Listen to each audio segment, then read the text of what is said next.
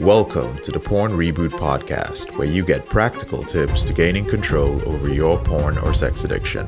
We help ambitious men end their out-of-control sexual behavior with pornography, sex, and masturbation so that you can maximize your life, perform at your potential, and remain in control in the driver's seat, which is where you have to be in order to gain or maintain the success you want in life. I'm your host, J.K. Amazi, certified sex and porn addiction recovery coach. Welcome to the episode. You need to listen to this episode because this episode is talking about relapse and your definition of a relapse. It's an important episode. You've probably heard another of my episodes that sounds very similar to this, and there's a reason why. This is one of those you need to be reminded more than you need to be taught moments. A relapse is not a return to the behavior that you were trying to change, no matter how minor it is. This is especially important for you to understand if you are not in our program. I hear men all the time say, I relapsed twice today, I relapsed once this week. Words are so important. You need clarity on what the words are that come out of your mouth. It is not a return to the behavior that you're trying to change. So an example is somebody would say, visiting a porn site once means that I relapsed and I'm still a porn addict, especially if you've been off pornography for like a year or 2 years. Or somebody says, you know what, I didn't masturbate, but I edged a few times today.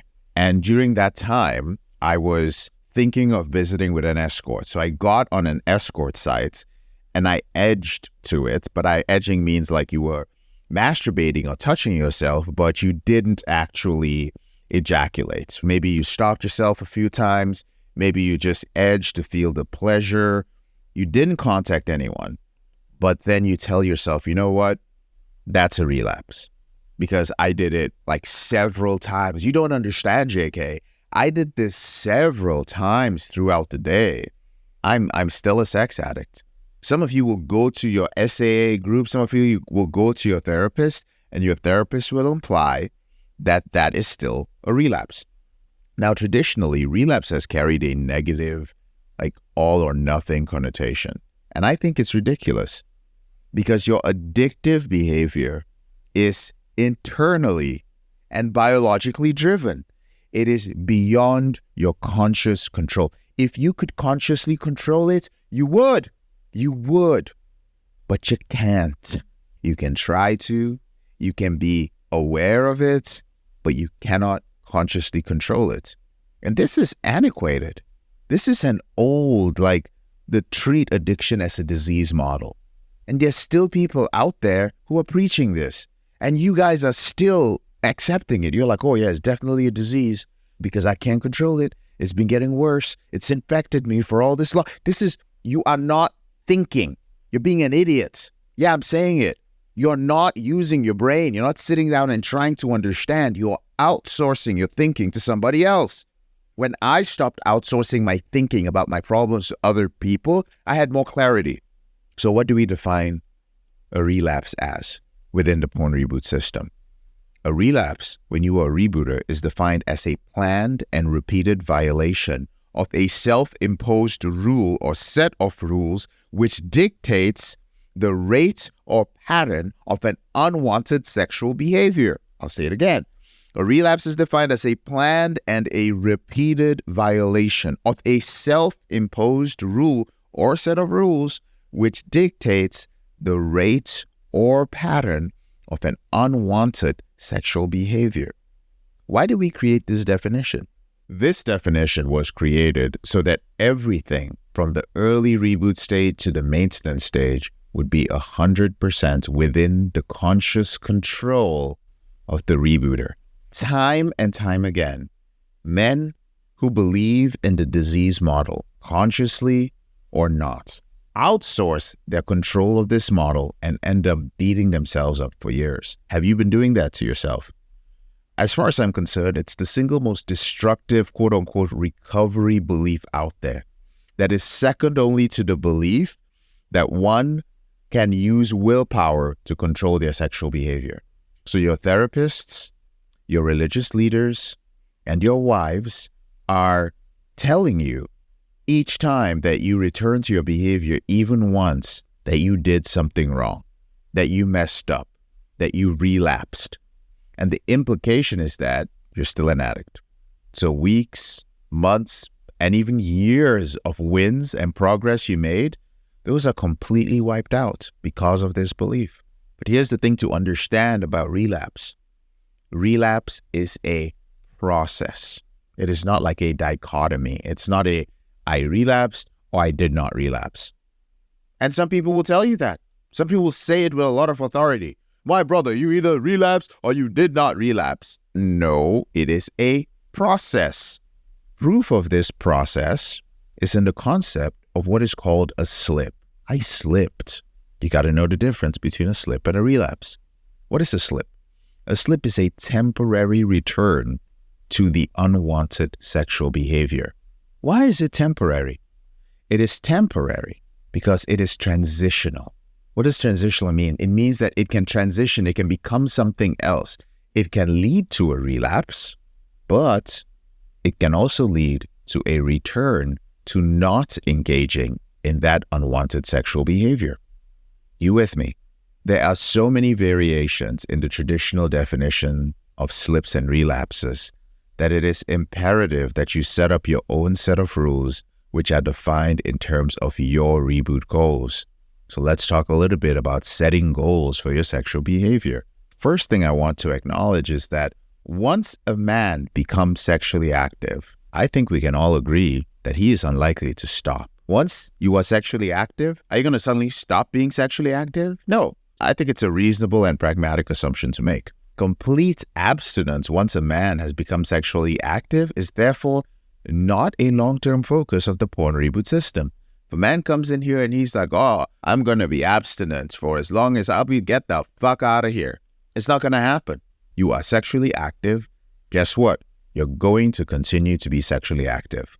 The parameters in which you choose to be sexually active are up to you.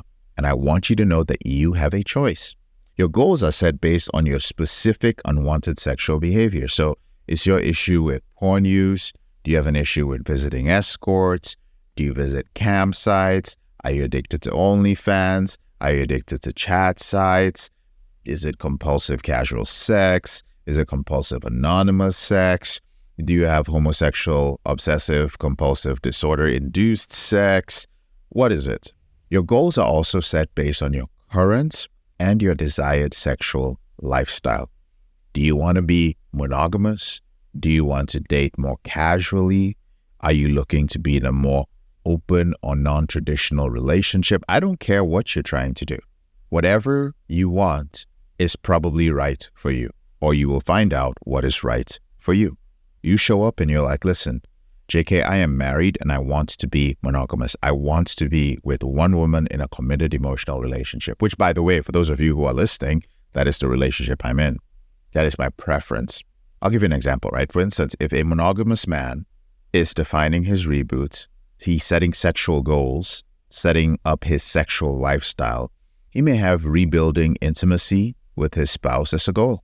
Like you're like, you know what? I really want to feel close to my spouse again.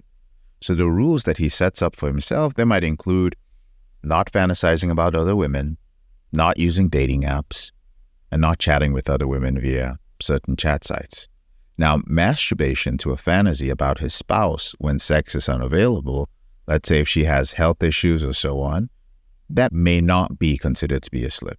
On the other hand, the rules of a single man who is casually dating may include not masturbating, not bringing his devices into bed, and not fantasizing to images of women whom he's not developed intimacy with. In conclusion, my brother, defining your reboot over the course of your time in this program while you're using this system is so important. And I hope that this short episode, which has emphasized the definition of a relapse and a slip, and the impact that can have on the way you view this entire process, I hope that has shown you the importance of actually sitting down and taking control of the narrative that's happening in your head with your sexual behavior. You get to set sexual rules for yourself. It's a beautiful thing to do. It is such an empowering and freeing thing to do. You get to set your sexual rules, and you get to set them from a place of personal experience, and not just any old experience, but the experience of moment by moment, learning how to control your sexual behavior and learning about yourself and defining what everything means based on your history, your story, and what you want. It is such an empowering and freeing thing. Because think about it.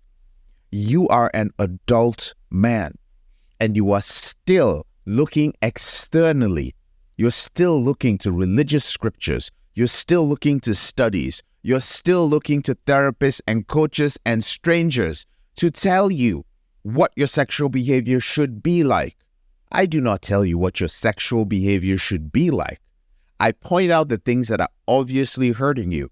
I give you the tools to become an expert at yourself. And at the end of the day, you will write your story. And no man will be able to tell you that what you're doing is wrong, that your sexual behavior is wrong. Instead, you will speak with authority on freedom, the freedom for a man to decide his sexual future. It's a powerful thing defining this. Please take it seriously. I'm JK, your brother in this struggle. Thank you so much for listening to this episode of the Porn Reboot podcast. I'll speak to you later on in the week. If you found this episode helpful, here are 4 ways I can help you with your out-of-control sexual behavior for free. The first way is to grab a free copy of my book, Confessions of a Porn Addict, 7 Secrets of Porn-Free Men at elevatedrecovery.org, or visit the link in the description below this episode. The second way is, if you're not sure where to start, but you'd like to learn more about my team and I, if you'd like to spend time with like-minded professionals and business owners who are controlling their behavior, then join our free and confidential group, the Porn Reboot group on Facebook. There's a link to join in the description below this episode. The third way is if you need help right now because you have a burning issue, your behavior with pornography is hurting you mentally or emotionally, you're about to lose your relationship, you want to live up to your potential, be an authentic man, and free yourself from shame, guilt, and underachieving, then click on the link in the description below this episode that says free coaching call. And the fourth way is to leave us a 5-star review if you enjoy this podcast, so that we can reach more men who are struggling in silence and bring back the lessons we learn from coaching them to freedom.